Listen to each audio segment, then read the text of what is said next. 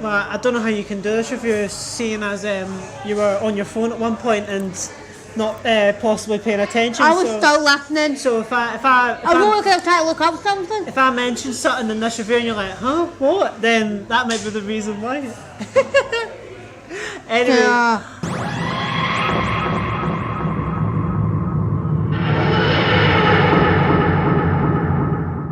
I didn't like it.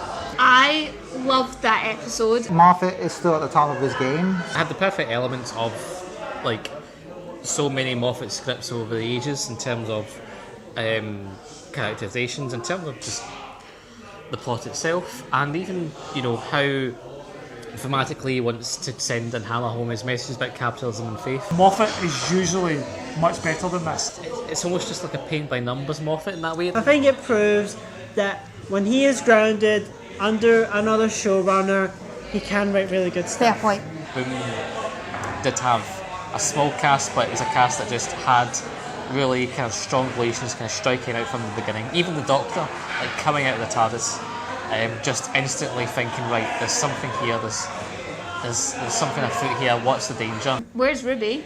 We don't really know. She's like, I'll be out in a sec. She's like maybe putting some makeup on or something. She doesn't know she's in a war zone. She wanders out. Oh my god, where are we? Where are you? And we just get this haunting rendition of the Sky Boat song drifting over this battle zone. Oh, I thought it was beautiful. Using the Sky Boat song was really nice. I love that. I really. Because it's a beautiful song to begin with. It is a beautiful song, but considering that it was a war-themed episode and what that song represents, and with Ncuti being Scottish, yes, it really suits him. Just signing that, and then again, him standing there using it as a way to calm himself down so she can pass that at the right beat. I thought that was a good way of getting about it. It was really nice, and also the second Doctor played it on his recorder, so that's what I take. I've got to go back to that as well. That's what I take it as. It's a reference to two. The Master also plays it in his recorder. His record. The Master plays it on that recorder in Power of the Doctor. You can really tell where the money given by the House of Mouse is going, because there's some really gorgeous shots in this episode, and it's just so breathtaking. I mean, the Doctor was standing in one spot for like 90% of the episodes. I was really happy seeing that instead of some of the exhausting, constant high energy we've had over the past 2 episodes. It didn't work for me in the same reason that the Devil's Cord did. Because the Devil's Cord didn't make sense. But didn't have to because it went at such a clip. But if you're going to set an entire episode in one area, then it has to make sense. And it did not. The trope has been used quite a few times with kind of Doctor Who. It's been kind of knock the Doctor out or have him with regeneration sickness or whatever for the episode, so it's like the other characters have to kind of work a bit more. I like this one maybe a bit more than that because the Doctor actually had to think and talk his way out of the situation. I know it was meant to be a reference to Genesis of the Daleks where the Doctor stands in a landmine, but you realise there was a reason in Genesis that was done within a minute and a half later. They moved on because there's not 45 minutes worth of material for the Doctor standing on a landmine. The sort of weird body thing was odd. It did not weigh 25 pounds, you could tell from the way they were handling it. But it was a random number. It could have been 2.7 and it would have been fine. And things like that, it just feels careless. They accidentally activate the dead guy, and then that draws the child towards them, and then the child's in the the vicinity of the landmine. Then that brings this other soldier towards them who's pointing a gun at them. I felt like every escalation was kind of justified. And it moves up by like half a bar. It's like, that's not dramatic, whereas if it was 10, it can go down by 3. Oh, if you didn't like Ncuti before, you have to like him now, because I think this episode cemented his role. I already thought he was the Doctor from the moment he appeared, but for me, this cemented him as the Doctor.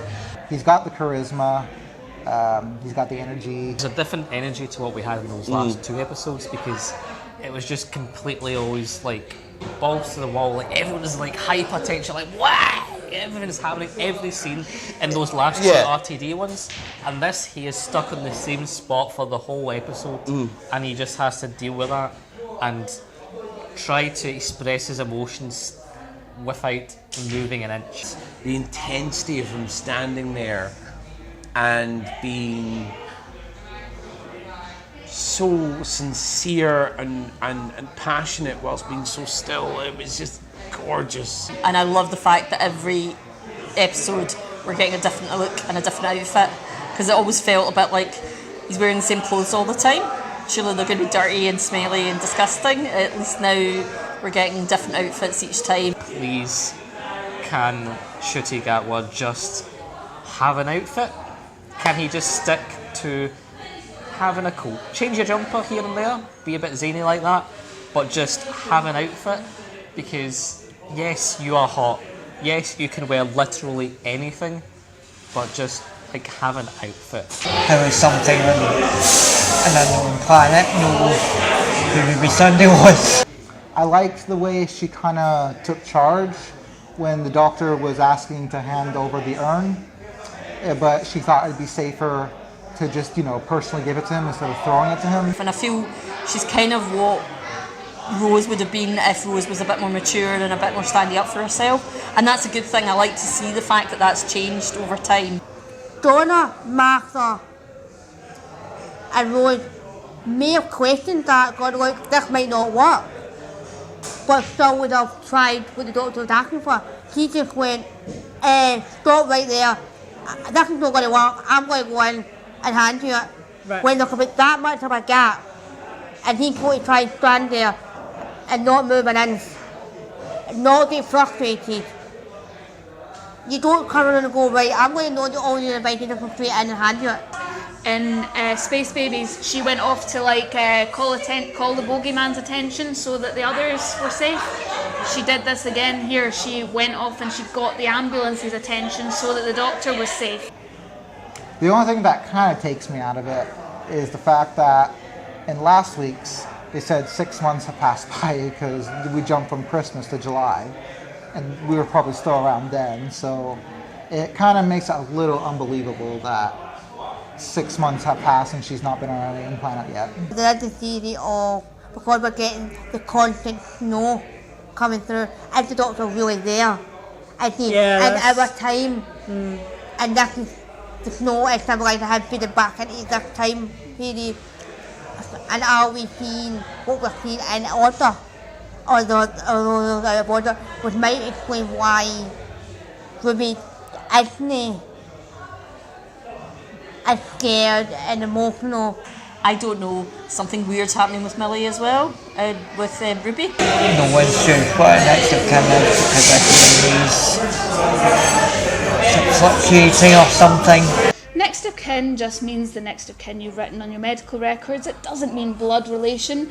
And that's not just a logistical point. For me, it's very important that, the mystery box element is fine, but there needs to be a character element as well. That's why Clara didn't work for a lot of people. I'm still not grasping her as a companion as such yet. When Ruby was literally dying, as far as she knew, she should have thought of her mum, her grandma, her foster siblings, her friends, and cried for them, and then said, and I never found out, and then we could have had the snow falling. The side characters kind of let it down a wee bit. A trigger-happy religious fanatic or a bad child actor.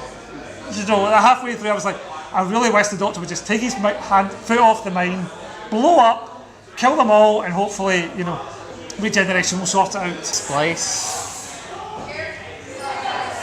I hate bad child actors as much as Steven Moffat clearly hates organised religion. I think it's a child actress, so basically it's maybe difficult for her to actually know how to act. It's not about that, it's nothing to do with the acting, it was the characterisation. Like, what age is she? Is she meant to be 5? Is she meant to be 15? Choose something here. I feel that Steven Moffat definitely wrote the script for a 3-year-old, and then they've cast an 11-year-old. There should have been a conversation, script editor, script supervisor, or director, somewhere along the way should have said, let's just tweak these lines slightly so they sound plausible for an 11-year-old to have said. I'll just look at pictures of me and my dad and you're like, seriously? At one point she's, talking about some of the technology that she's using, some of the more kind of technical things, and then at the same time can't realise her dad is a hologram, and runs literally into it.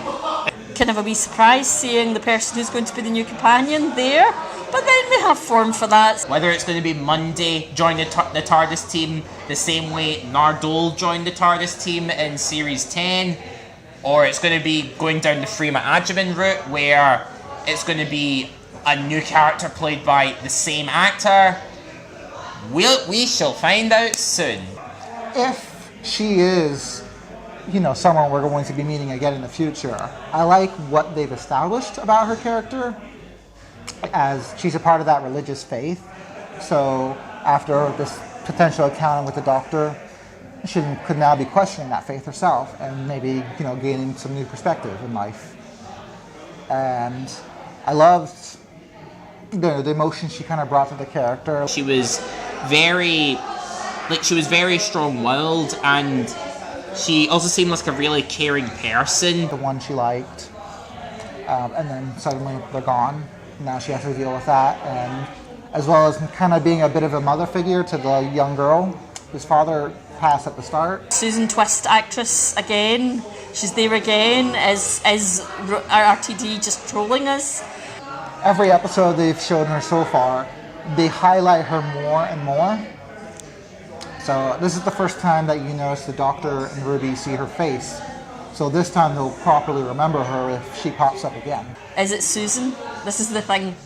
I've been going on about this. I was going about this earlier in the week to my husband is the twist in this story that the one who waits is Susan. She definitely gave off a villainous vibe in this, and it might not be related to who she really is. Nah, just for me, the resolution. I couldn't see how else they could have got out of it, but to me it was just a bit naff.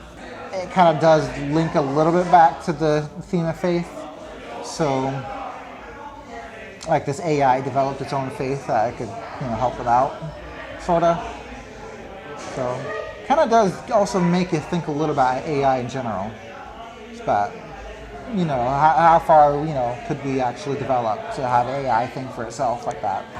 Like, if you're considered too weak, then they just terminate you, and that. I thought that was really cool. I like that. It's a testament to healthcare and how things go with healthcare these days, where your life's not worth saving because it costs too much money, and the sort of algorithms within that sort of thing. The debate about faith, and that's always something Moffat puts into his script. Is about faith. Well, it's not about the idea of having faith, it's the idea of having blind faith that's the problem. People are following them into a war over blind faith, and he recognises people use faith. He needs faith at the end of the episode. They're not dead, they're just not here. I thought that was a really lovely positive message. Yeah. Like a really nice positive message. It ended very nicely. It's kind of a nice way of looking at death from a point of view, especially like myself who's been through a lot of it, experienced a lot of it. It's kind of nice to have that thought of, they are still there because they live within us. And going back on the faith, I like that the Doctor's character's, his own personal faith was constantly being challenged, to keep everything together, that everything was just being thrown at him, from the faith that of the people around him, the faith of his own companion, and just having faith in himself to keep everybody safe. I think it's one of those episodes later on we'll look back and we'll go, aha, there were things in that we didn't really see the significance of until much later on.